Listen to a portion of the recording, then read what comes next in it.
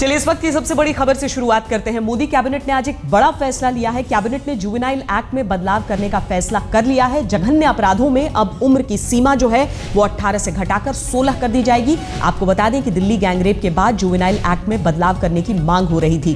Cabinet की बैठक में आज कई अहम फैसले लिए गए। कैबिनेट ने रेलवे में इंफ्रास्ट्रक्चर में 100% एफडीआई को भी मंजूरी दे दी। इसके अलावा अब डिफेंस में एफडीआई 26 से बढ़ाकर 49% कर दी गई है। तो ये तमाम बातें वो हैं जिनको लेकर चर्चा चल रही थी, लेकिन अब जो कैबिनेट की बैठक हुई है उसमें यह फैसला सामने आ रहा है। हमारे साथ हमारे संवाददाता अमिताभ सिन्हा इस वक्त फोन लाइन पर जुड़ रहे हैं। अमिताभ, बाकी फैसले एक तरफ, लेकिन जुवेनाइल को लेकर जिस तरीके से बहुत सारी बातें चल रही थी, अब लग रहा है कि उससे बस एक कदम की दूरी है।